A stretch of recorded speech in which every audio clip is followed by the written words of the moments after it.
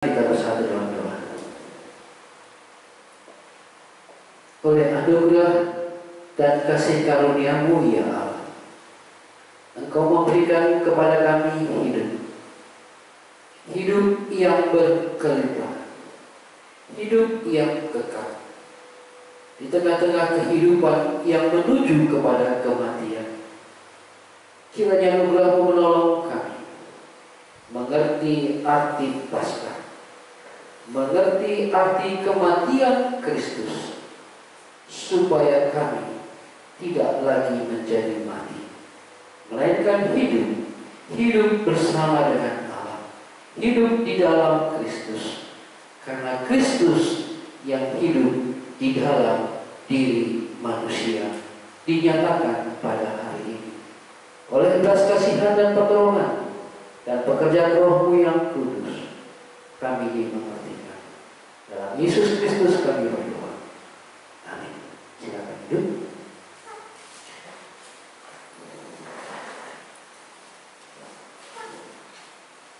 Mari kita buka Alkitab kita dari Roma pasal 6 ayat 3 sampai 12. Tema kita hari ini, kematiannya menghidupkanku atau menghidupkan aku. Saya bacakan Roma pasal 6 ayat 3 sampai yang ke-12. Atau tidak tahukah kamu bahwa kita semua yang telah dibaptis dalam Kristus telah dibaptis dalam kematian. Dengan demikian kita telah dikuburkan bersama-sama dengan Dia oleh baptisan dalam kematian, supaya sama seperti Kristus telah dibangkitkan dari antara orang mati oleh kemuliaan Bapa, demikian juga kita akan hidup dalam hidup yang baru.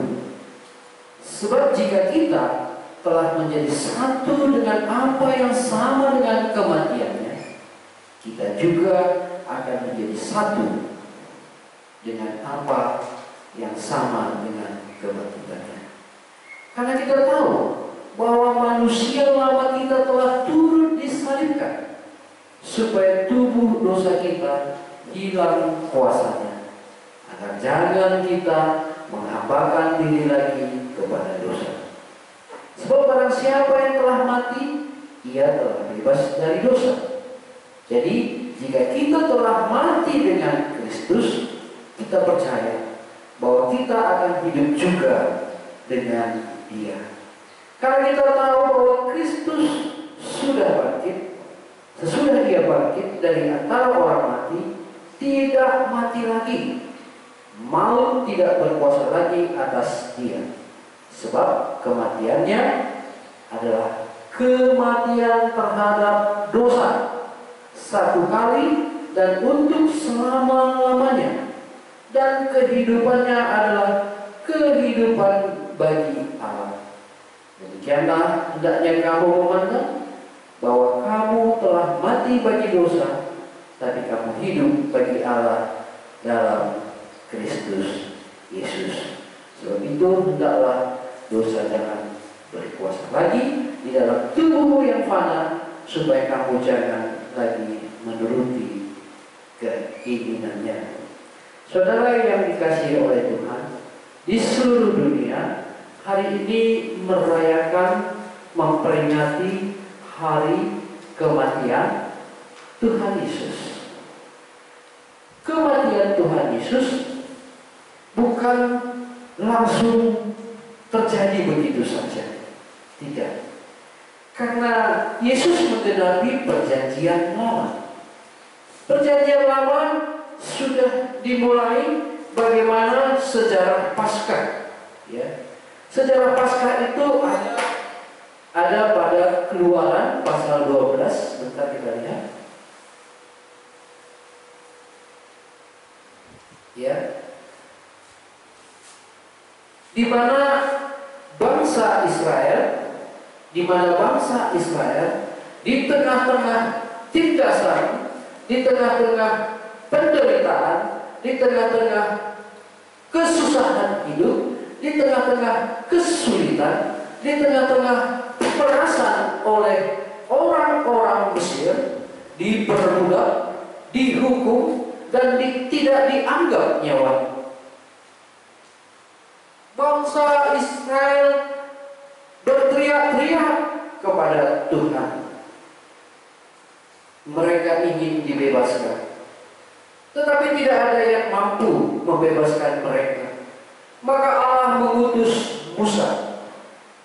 Mendengar cerita teriakan kematian, penderitaan, penindasan karena bangsa Mesir, bangsa yang sedang memperbudak bangsa Israel. Tulah demi tulah disediakan, tetapi Raja Mesir, Firaun, mengeraskan hati untuk tidak mendengarkan apapun yang Tuhan taruhkan kepada bangsa itu, dan ia mengeraskan hati. Oleh karena Firaun mengeraskan hati, maka Allah tambah keraskan lagi. Sampai tulah yang terakhir, tulah yang ke-10, Allah menyatakan akan membunuh semua umat di Mesir dengan kematian anak sulung.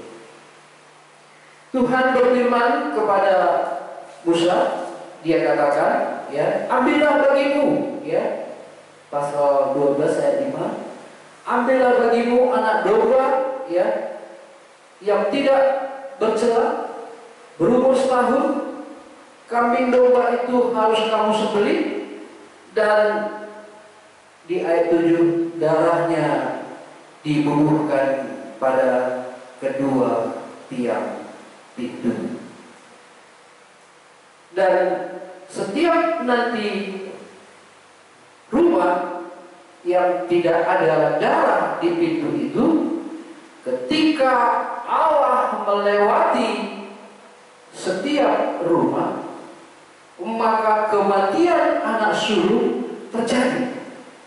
Baik itu kematian terhadap anak sulung manusia, juga kematian sulung anak domba binatang peliharaan mereka. Sehingga pada saat itu terjadi kengerian yang sangat menjerit di sana, menjerit di sini, karena rumah mereka tidak ada darah anak domba. Tuhan membuat gambaran di Perjanjian Lama betapa mahalnya darah anak domba itu. Setiap yang menaruhkan darah itu pada tiap pintu, maka di situ tidak ada kematian. Tidak ada kematian. Jikalau engkau menyadari bahwa ini gambaran bayangan yang ada di Perjanjian Lama, maka digenapi oleh pribadi Tuhan Yesus sebagai wujud gambar dari Perjanjian Lama itu. Itulah darah domba. Darah domba, darah anak domba Allah itu sudah datang, sudah datang ke dalam dunia. Itu kita bisa lihat dalam Yohanes pasal 1.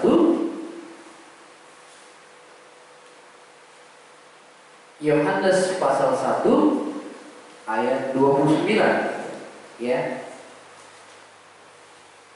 Pada keesokan harinya Yohanes melihat Yesus datang kepadanya, dan ia berkata, "Lihatlah anak domba Allah yang menghapus dosa dunia." Yohanes anak Imam Zakaria yang mengerti sungguh perjanjian Nah, Yesus yang datang menggenapi apa yang dikerjakan di perjanjian lama disempurnakan oleh Kristus. Kristus datang sebagai anak domba yang akan disembelih.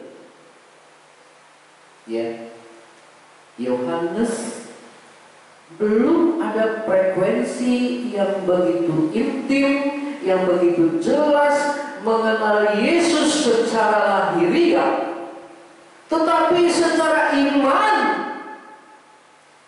dia sudah melihat bahwa inilah anak domba Allah yang akan disembelih.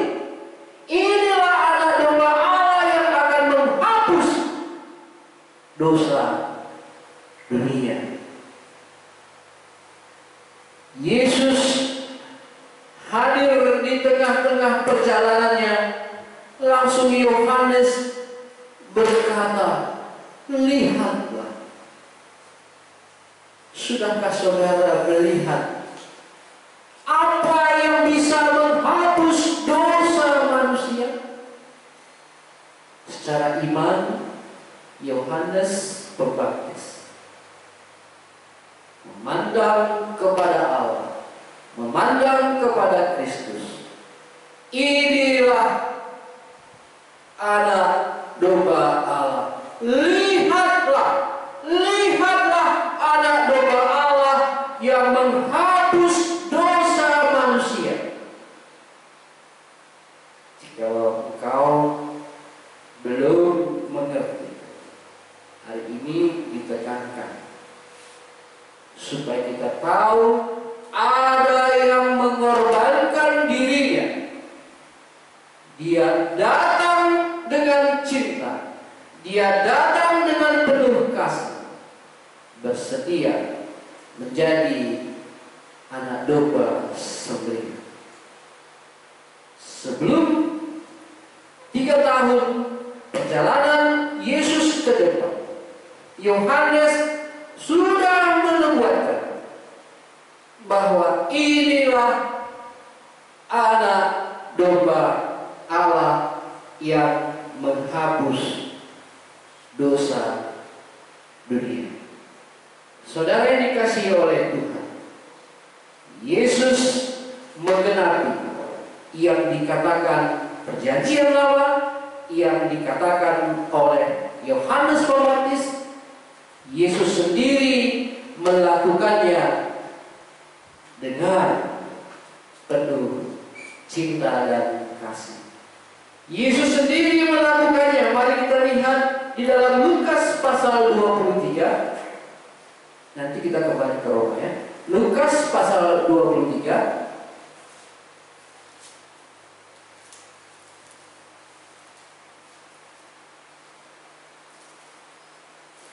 Ayat yang ke-33.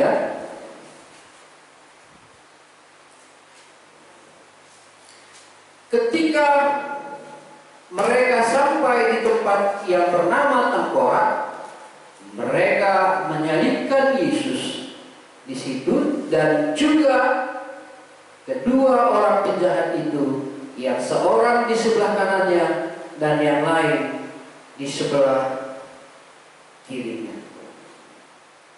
Saudara yang dikasihi oleh Tuhan, inilah penggenapan.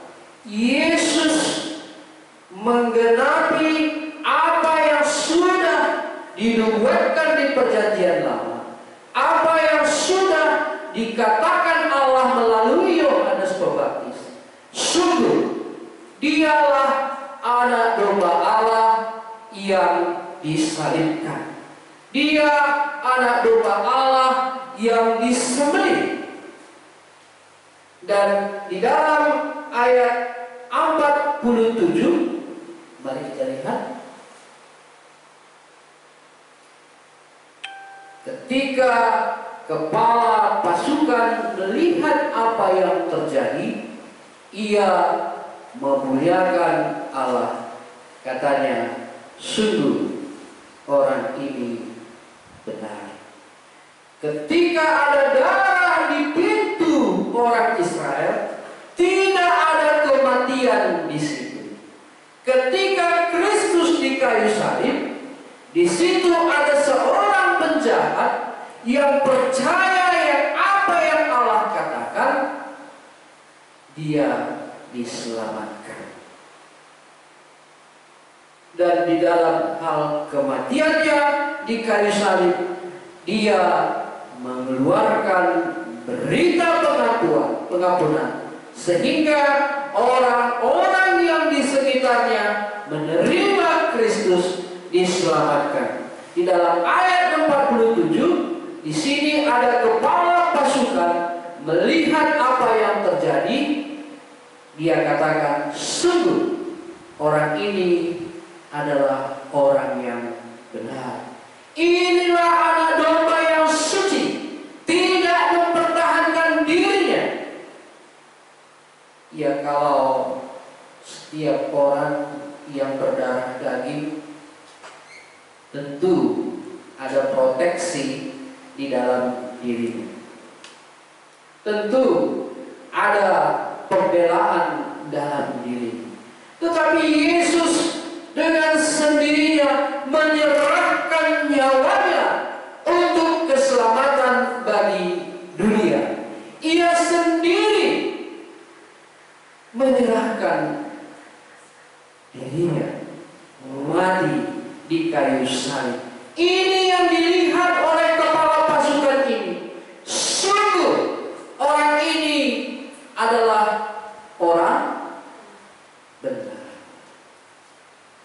Saudara yang dikasihi oleh Tuhan, ketika Yesus sudah mati, di dalam Yohanes pasal 19 tertulis di situ, sudah selesai.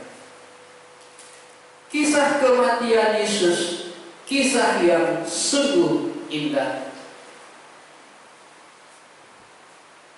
Saya bacakan Yohanes 19 ayat 30. Sesudah Yesus meminum anggur asam itu, berkatalah ia, sudah selesai.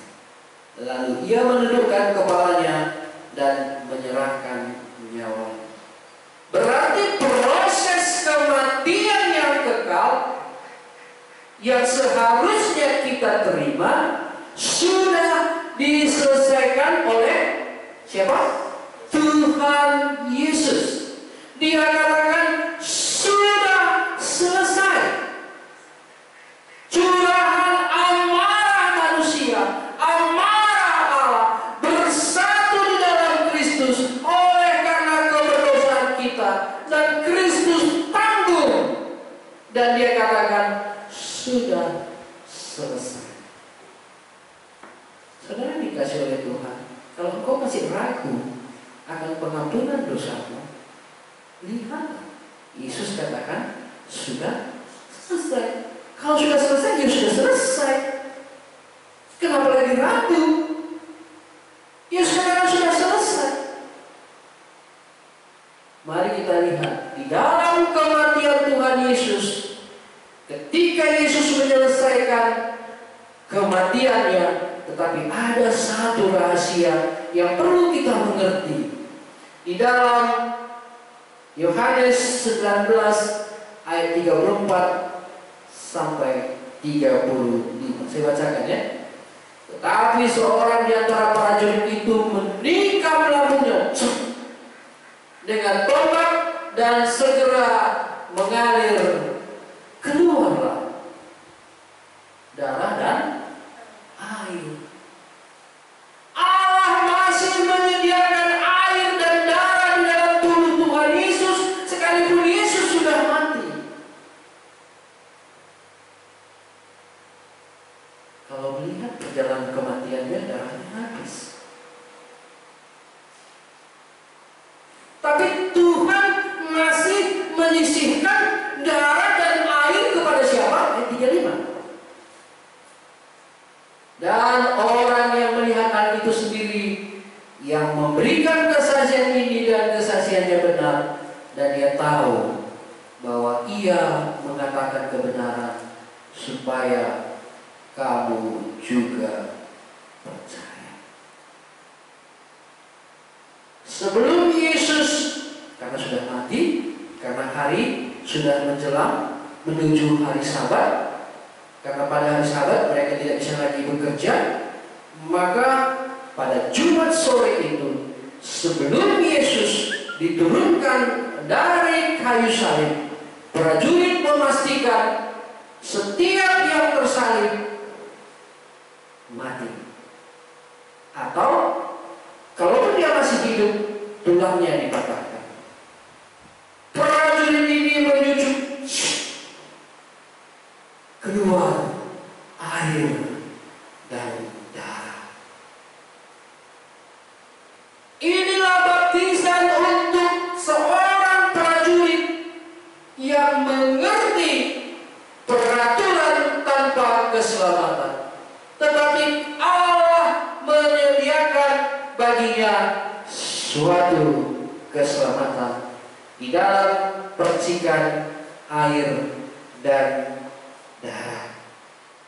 Dalam penggenapan ini begitu banyak yang kita lihat betapa pentingnya darah anak domba Allah itu, betapa pentingnya darah Kristus itu.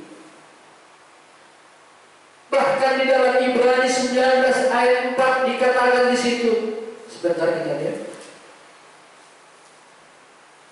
Ibrani 9 ayat 14.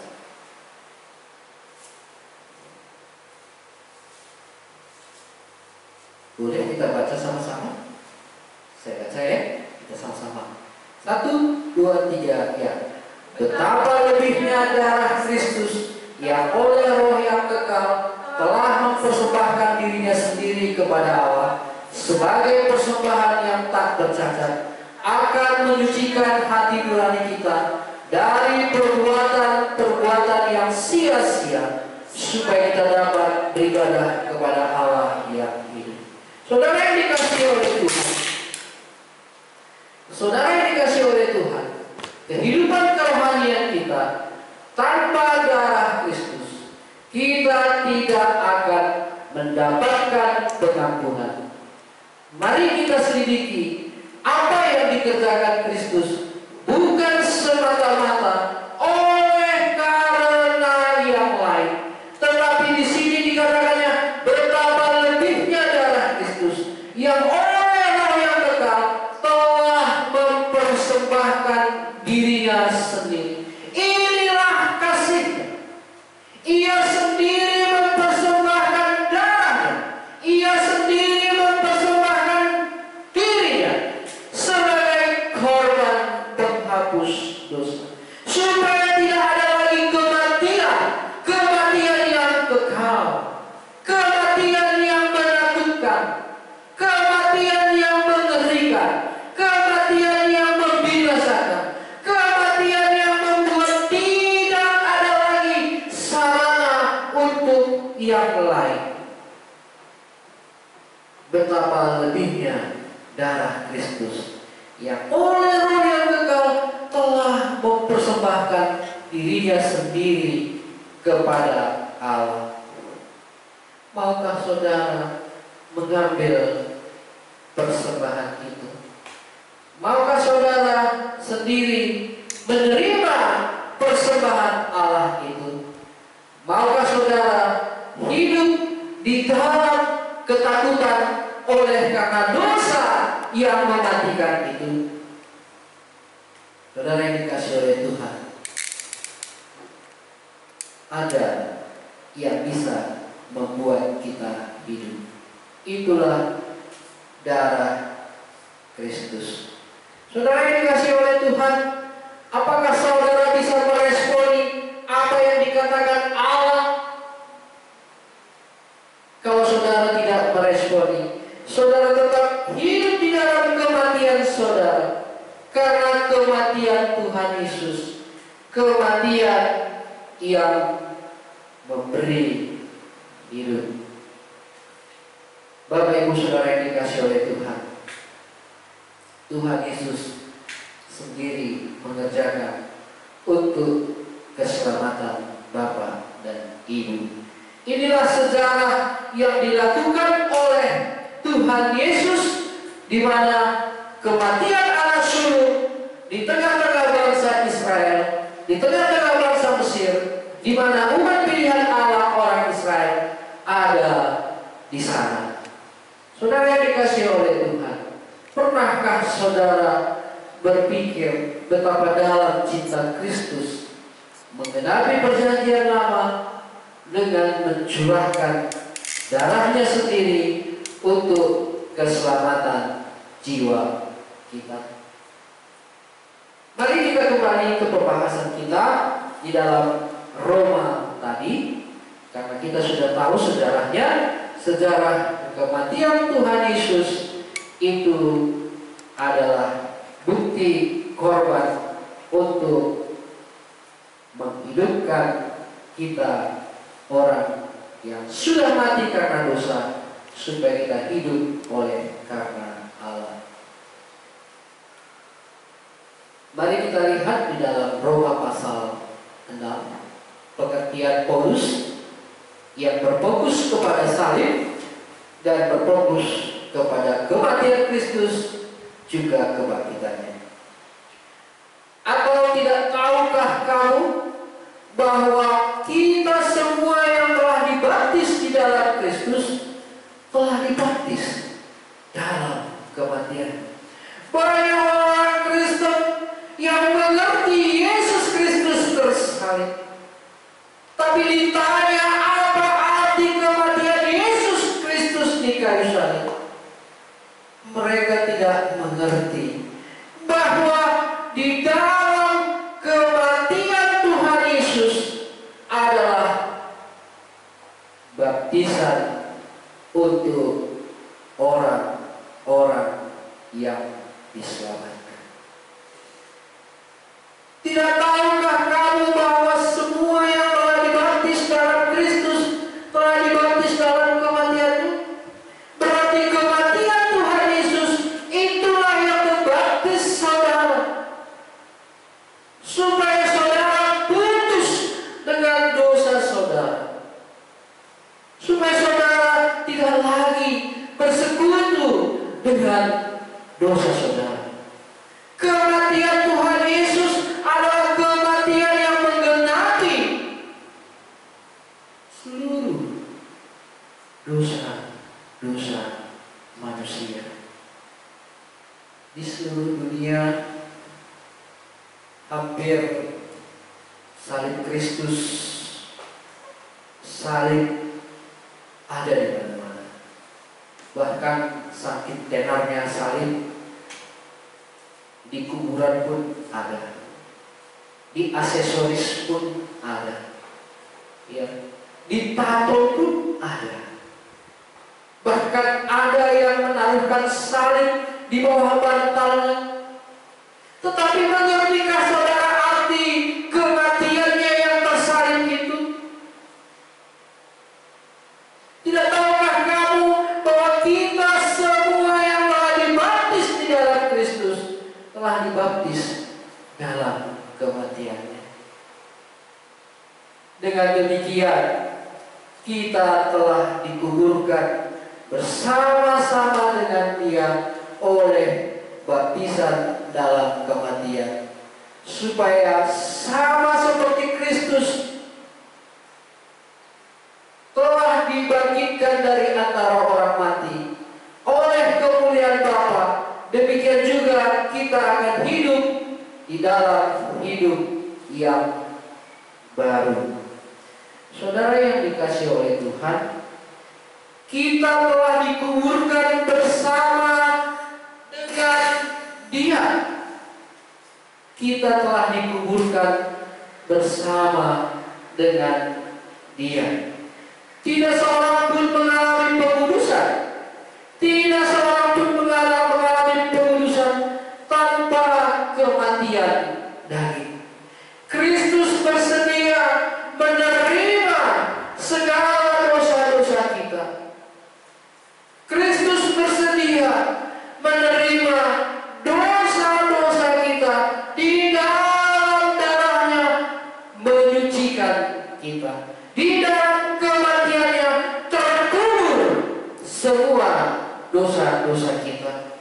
Tidak seorang pun mengalami pengudusan yang sempurna tanpa menjalani kematian daging. Pernahkah saudara berusaha untuk mematikan keinginan daging saudara? Pernahkah saudara berusaha berjuang berkata, aku tidak mau menjadi orang yang munafik?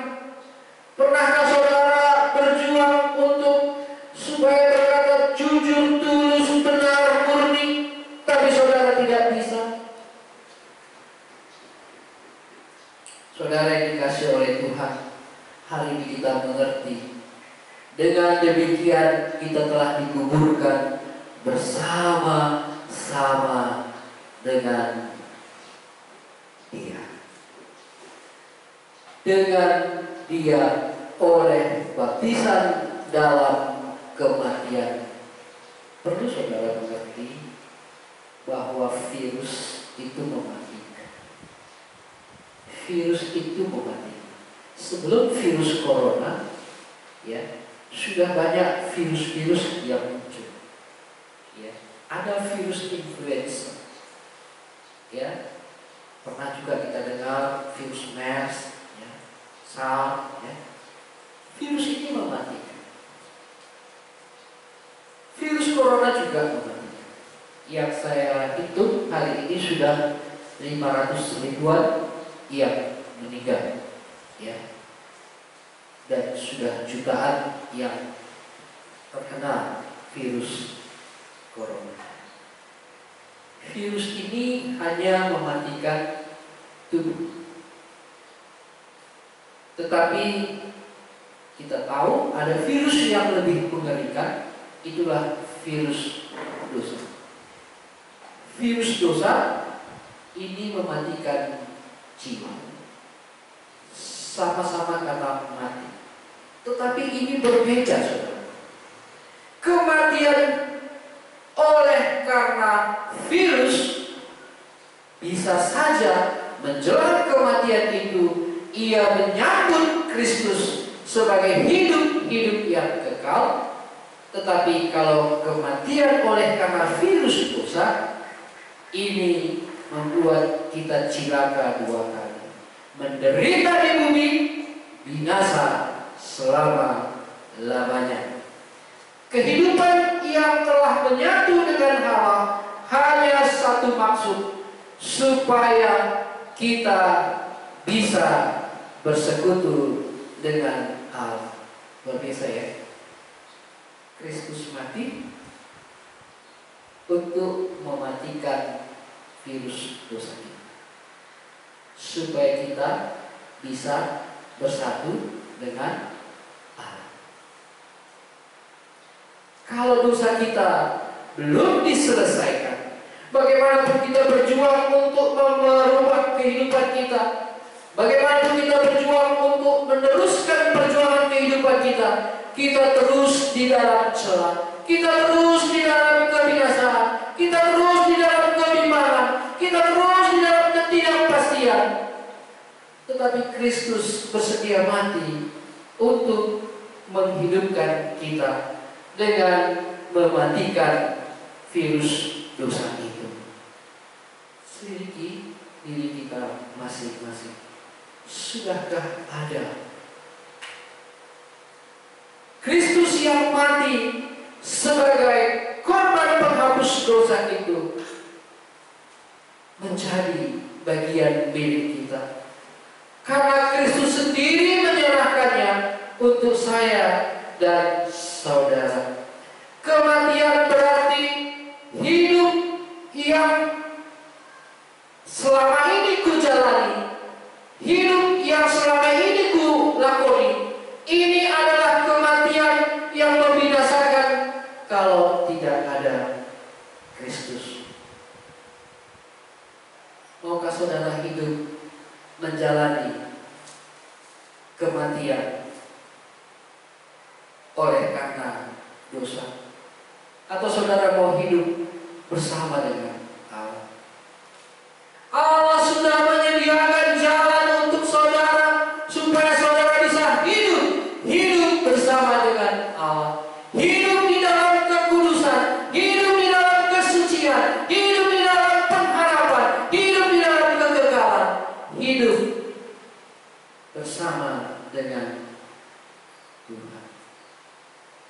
Sebab jika kita telah menjadi satu dengan apa yang sama dengan kematiannya, kita juga akan menjadi satu dengan apa yang sama dengan kebangkitannya. Ini mungkin sulit dicerna bagi orang-orang yang belum sampai kepada ini. Orang yang sudah menerima kematian Kristus berarti dia sudah menerima Kristus yang mati tinggal di dalam dirinya. Berarti kematian oleh karena dosa sudah diselesaikan Kristus, dan dosanya sudah diampuni, dan dosanya sudah ditanggung oleh Tuhan Yesus. Dan Tuhan Yesus hadir di dalam hidupnya, dan Tuhan Yesus mau memimpin dia untuk melihat kuasa kebangkitannya. Saudara melihat iman, pasti dia mempunyai landasan. Coba selidiki landasan iman saudara. Kalau landasan iman kita tidak berdasarkan dari Allah, pasti dari yang lain. Dari yang lain pasti binasa, dari yang lain pasti selesai, dari yang lain pasti berhenti. Tetapi yang dari Allah, Allah sudah tawarkan dirinya sendiri. Itulah Yesus Kristus, supaya kita hidup bersama dengan Allah. Sebab jika kita telah menjadi satu, arti kata satu, sudahkah saudara menyatu? Sudahkah Anda satu dengan apa yang Allah tahukan? Itulah pribadi Kristus. Paulus menuliskan di sini, kita telah menjadi satu yang sama dengan kematiannya. Yesus mati bukan karena dosanya. Yesus mati bukan karena dirinya berbuat dosa, tetapi Yesus mati karena dosa-dosa kita, supaya kita juga mati terhadap dosa dan hidup untuk Allah. Saudara yang dikasihi oleh Tuhan, kalau Kristus sudah mati untuk dosa saudara, sudahkah saudara pernah pikirkan kematiannya itu bukan semata-mata untuk dosa saudara, tetapi perbuatan daging, kehendak daging, keinginan daging, dosa yang membuat saudara tidak bertumbuh. Ini juga Tuhan selesaikan di dalam dirinya. Di dalam kematiannya kita menjadi satu. Arti kata satu, terikat saudara. Kalau engkau sudah menerima Kristus, berarti engkau satu dengan kematian. Satu di dalam kematiannya. Di dalam ayat 5 dikatakan, jika kita telah menjadi satu dengan apa yang sama dengan kematiannya, kita juga akan menjadi satu dengan apa yang sama dengan kematian. Kematiannya sehubungan dengan dosa, kematiannya sehubungan dengan penyucian. Jika itu tidak terjadi di dalam diri kita, kita tidak akan pernah melihat kuasa kebangkitannya. Kalau kau jatuh banget, hari ini berbuat dosa, hari tak ampun. Kalau kau tidak menyadari kematiannya menyelesaikan dosa, supaya kau melihat kuasa kebangkitan yang Allah tunjukkan di dalam Kristus yang mati dan bangkit. Kalau engkau sudah mematikan dosamu, kalau engkau sudah menaruhkan dosamu pada Kristus yang mati, engkau akan melihat kuasa kebangkitan. Yang kita terima Yesus itu adalah dia manusia 100%. Dia Allah 100%. Di dalam kemanusiaannya dia salibkan dirinya, dia mati tersalib. Di dalam daging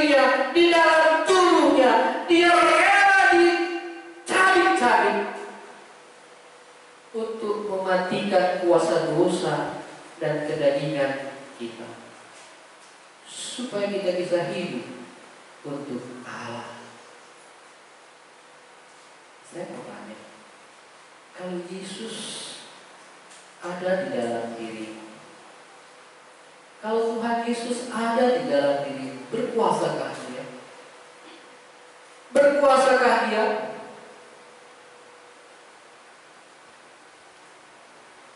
Sesungguhnya kalau engkau punya rumah,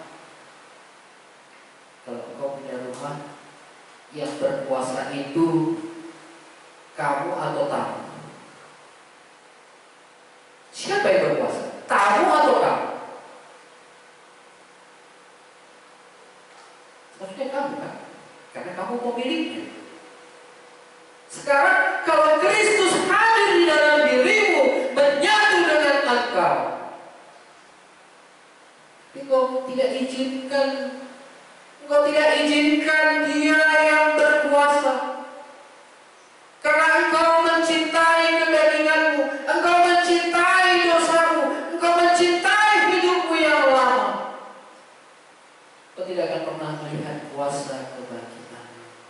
Engkau tidak akan melihat power of God. You never see it.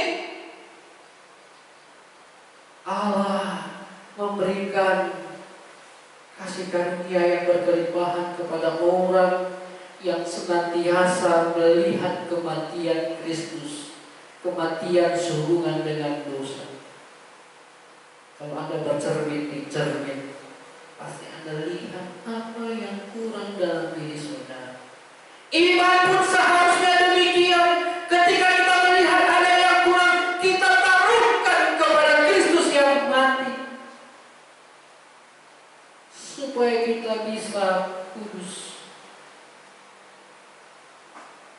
supaya kita bisa suci.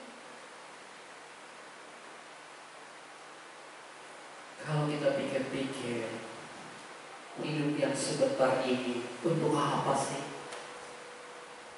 Hidup yang sebentar ini untuk apa? Kalau hidup di dalam dosa, hidup di dalam kedagingan, tanpa mengerti Kristus sudah mati untuk dosa-dosa saudara. Harus saudara naik kelas. Dalam ayat 5 ini dikatakan, kita telah menjadi satu dengan apa yang sama dengan kematiannya. Masihkah kita berkata belum? Jikalau ada dosa, serahkanlah kepada, supaya kau menjadi satu dengan kematian. Karena Kristus mati untuk seluruh dosa manusia, satu kali untuk selama-lamanya. Kematian berarti ini berhenti. Kematian terhadap dosa berarti berhenti berbuat dosa. Kalau orang berusaha membuat dia berhenti dari dosanya dengan caranya, itu tidak akan pernah radikal, saudara. Tidak akan pernah radikal. Dan di dalam kebangkitannya, kita akan melihat kuasa Allah. Jelaskan bagi saudara 1 ayat 6. Karena kita tahu bahwa manusia lama kita telah turun disalibkan, supaya tubuh dosa kita hilang kuasanya, agar jangan lagi kita menghambakan diri kepada dosa. Manusia lama kita pun masih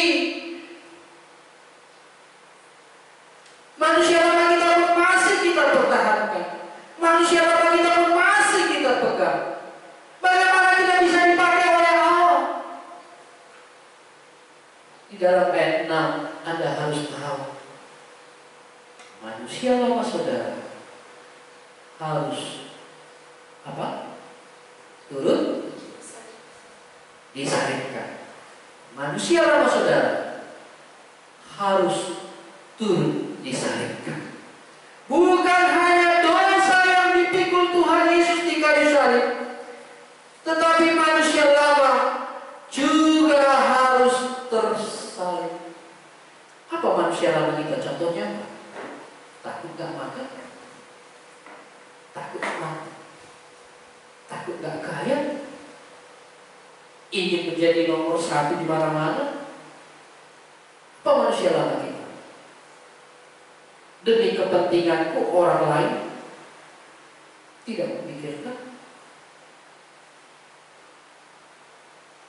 Tapi Paulus berkata, kita tahu, harus tahu, you have know, bahwa manusia lama kita telah turun disalibkan. Coba tanya diri, masih hidupkah manusia lama yang mencintai dunia? Berarti kau tidak mengerti arti kematian Kristus yang menerima manusia lamamu untuk disalibkan supaya engkau bisa bersekutu dengan Allah, supaya tubuh dosa kita hilang kuasa. Seringkali orang tersandung, orang kecewa, seperti dari kesaksian dari kita Putri. Oh, kayak gitu orang percaya. Ini karena manusia lama tadi terus terlihat. Hari ini bertobat. Di mana tuh Bapak Ibu Saudara berada? Oh, berarti manusia lamaku harus turun bersalib, harus turun disalibkan, supaya tubuh dosa ini hilang kuasanya, dan kita tidak lagi menghambakan diri kepada dosa. Berhentilah sejenak, luangkanlah waktu Anda, gumulilah. Kenapa saya tidak bisa hidup berkemenangan? Kenapa saya tidak bisa hidup berkelimpahan di dalam sukacita, di dalam kuasa hadirat Allah? Mungkin kita sudah diselamatkan, tetapi kita masih hidup di dalam kedalian kita. Mungkin dosa kita sudah kita serahkan kepada Kristus, tetapi kita tidak mau serahkan manusia lama kita untuk turun di sana. Paulus melihat hal itu, maka Paulus senantiasa berkata, yang kuingini ialah mengenal Dia. Di dalam Filipi pasal 2 dari sebentar.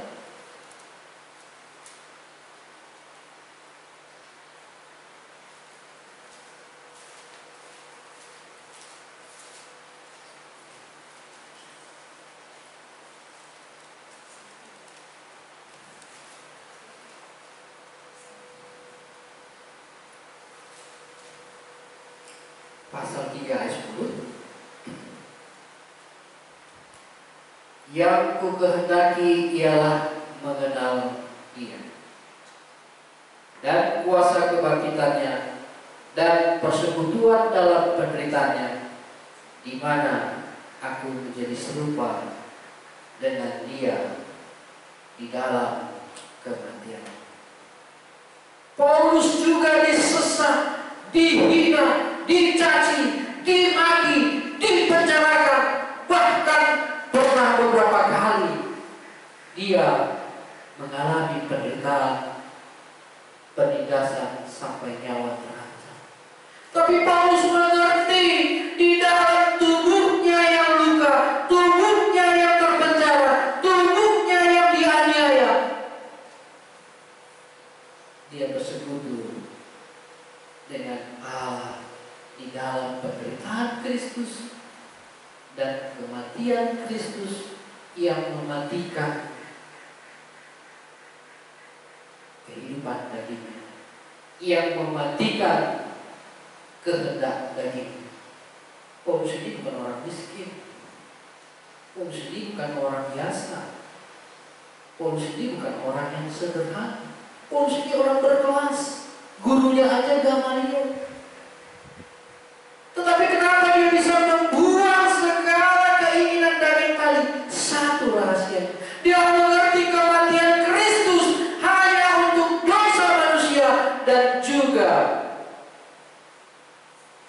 kematian Kristus untuk manusia lama bisa disalibkan, supaya tubuh dosa ini tidak berkuasa. Baik Bapak Ibu, sudahkah Bapak Ibu, saudaraku sekalian yang dikasihi Tuhan, memanfaatkan hak istimewa ini? Sudahkah Bapak Ibu, saudara sekalian mengerti kematian Kristus menghidupkan saudara, sehingga orang lain melihat Yesus hidup di dalam hidup saudara? Seperti Paulus katakan, hidupku bukannya aku lagi, melainkan Kristus yang hidup di dalam aku. Harus Anda pikirkan bahwa memanfaatkan hak istimewa Kristus tersalib untuk mematikan dosa-dosa kita, dan juga menerima segala kelemahan saudara, supaya saudara melihat kuasa kebangkitan. Saudara tidak lagi dihimpit oleh rasa takut dan tidak lagi ditekan oleh hukum dosa itu. Kematiannya menghidupkan aku, sehingga aku hidup. Bukan lagi aku yang hidup, melainkan Kristus yang hidup di dalam aku. Banyak orang pengen seperti orang beriman yang itu, orang yang suci seperti itu. Saudara tidak akan menemukan fenomena rohani yang pura-pura kalau saudara menerima Kristus. Saudara tidak akan pernah menciptakan cinta kasih kepada Allah yang radikal kalau saudara belum menerima kematiannya. Berbahagialah engkau yang dicintai Tuhan. Berbahagialah engkau yang dikasihi Tuhan. Karena manusia terlahir sebagai orang berdosa. Karena manusia capek menderita karena dosa. Karena manusia dililit oleh dosa. Karena manusia hidup di tengah-tengah dosa. Tapi oleh kematian Kristus, ini yang menyelesaikan dosa kita. Oleh kematian Kristus, tempat wadahmu mencurahkan segala kelemahan dan beban dosa, supaya engkau bisa satu dengan Allah. Mari kita bangkit berdiri, kita bersatu di dalam doa. Kami sangat bersyukur dan berterima kasih oleh rahmat dan pertolongan Tuhan. Kami mengerti bahwa Kristus sudah mati untuk seluruh dosa-dosa kami. Kristus tersalib untuk menerima segala kelemahan kami, supaya kami hidup oleh karena Allah, dan Allah hidup dalam hidup kami. Dan hidup kami yang sekarang hidup oleh karena iman, dan Allah yang berkuasa, dan Allah yang terlihat. Terima kasih Tuhan buat kematian-Mu di kayu salib yang mematikan segala bius dosa yang ada pada kami. Biarlah anugerah-Mu berjalan terus seluruh manusia, sehingga manusia mendapatkan pengampunan dosa, mendapatkan kebahagiaan yang kekal, mendapatkan kesucian dan keberanian hidup bersama dengan Allah. Di dalam Kristus Yesus kami berdoa.